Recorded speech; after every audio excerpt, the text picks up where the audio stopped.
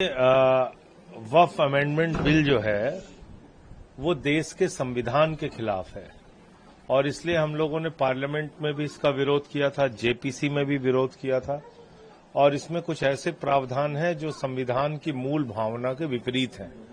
संविधान की धारा 25 और 26 वो कहती है कि हर व्यक्ति को इस देश के अंदर अपने धार्मिक मान्यताओं के हिसाब से पूजा अर्चना, उपासना, इबादत, प्रेयर करने की छूट होगी, आजादी होगी। वो धारा कहती है कि आपको इस देश के अंदर अपनी धार्मिक संपत्तियों का प्रबंधन करने की आजादी होगी।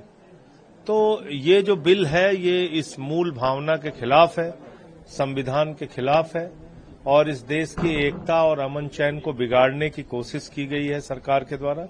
इसलिए हम इसके खिलाफ बोल रहे हैं और मुझे पूरा भरोसा है कि माननीय सर्वोच्च न्यायालय इस गैर संवैधानिक बिल को जरूर बदलेगा। सर 20 तारीख को फिर से सुनवाई है, सिर्फ 3 मुद्दों पे ये चल रहा है। हालांकि आप लोगों ने 44 से ज्यादा अमेंडमेंट थे, 36 से ज्यादा अमेंडमेंट को आप लोगों ने मूव किया। देखिए, ये 3 तो बहुत महत्वपूर्ण संशोधन है जो ये लेके आए हैं।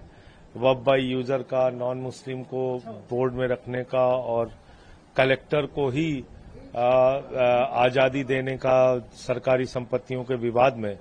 और इसके अलावा बहुत सारी चीजें हैं इसमें, जैसे 5 साल का प्रैक्टिसिंग मुस्लिम होगा वही दान कर सकता है, ऐसी चीजें इसमें लिखी हुई।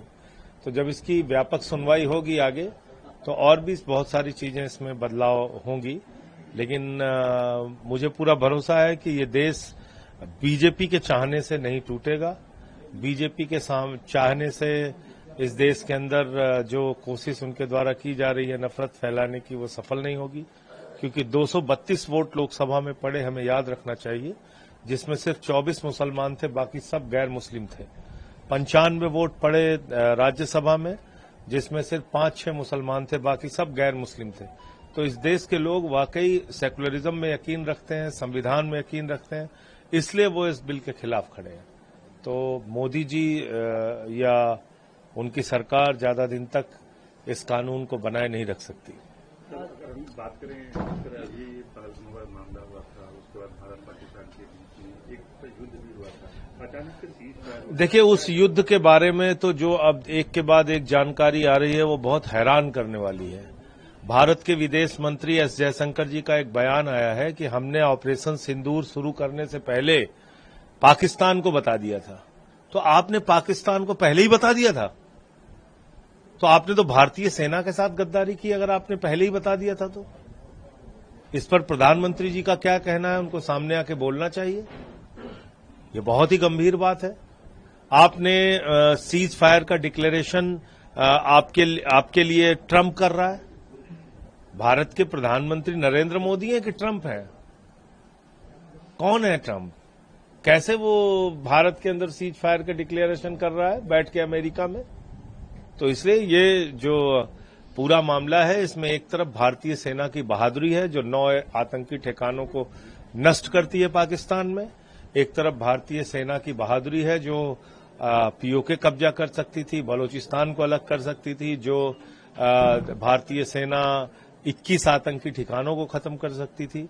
और दूसरी तरफ मोदी सरकार की नाकामी है कि वो थर्ड पार्टी इंटरवेंशन जो 78 सालों में हम कभी नहीं माने कि हम किसी तीसरे देश की मध्यस्थता हमने कभी स्वीकार नहीं की, वो काम मोदी जी ने कर दिया और ट्रंप को इसमें चौधरी बना दिया।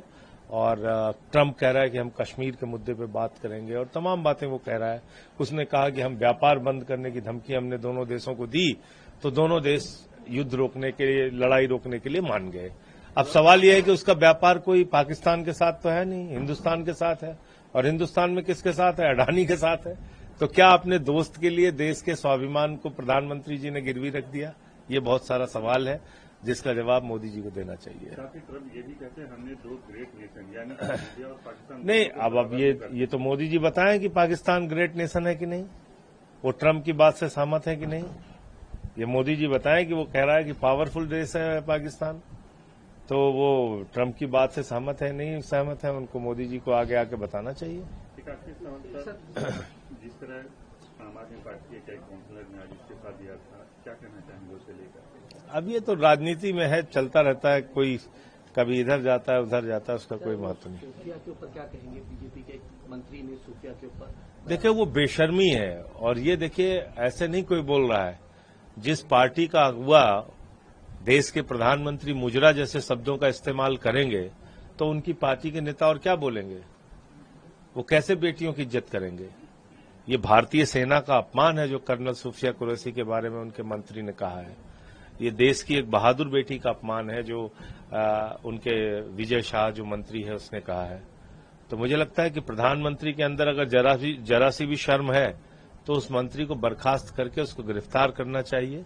हाई कोर्ट ने कह दिया, सुप्रीम कोर्ट ने कह दिया, लेकिन नरेंद्र मोदी एक ऐसे व्यक्ति हैं जो ये कहते हैं कि उनकी पार्टी के लोग सीना ठोक के बेटियों के खिलाफ, महिलाओं के खिलाफ, सेना के खिलाफ बोलेंगे और उनका कोई कुछ नहीं बिगाड़ सकता।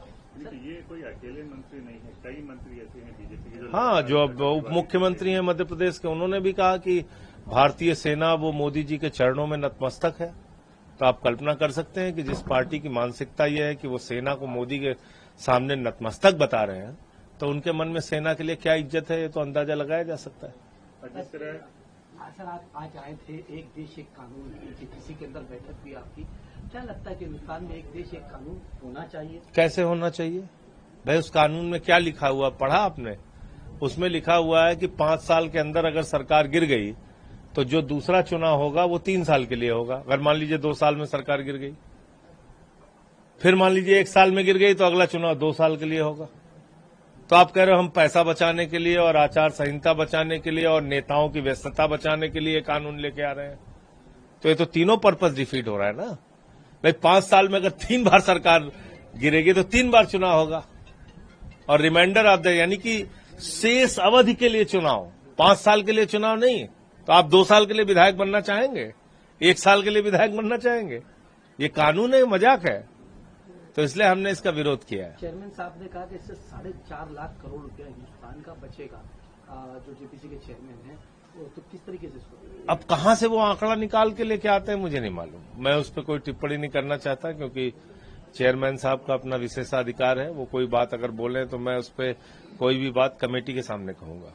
भारतीय सेना में भी भाई लगातार जो है कमी हो रही है, भर्ती नहीं हो रही है 3-4 साल से, लगभग 1.5 लाख से ज्यादा। ये गंभीर सवाल है। 1,80,000 सैनिक भारतीय सेना के कोरोना के दौरान भर्ती नहीं हुए, उनकी संख्या पूरी क्यों नहीं की जा रही है? ये हम लोग बार बार पूछ रहे हैं कि अग्निवीर योजना लाके आपने 4 साल की सेना की नौकरी क्यों कम की? थोड़ा टैक्स बढ़ा दीजिए, हम लोग तो वैसे ही महंगाई झेल रहे हैं। लेकिन सेना के तनख्वाह देने में आपको क्या आपत्ति है? उनको 17 साल की जो नौकरी थी 21 साल की पहले की, उनको बहाल कीजिए उसी तरीके से।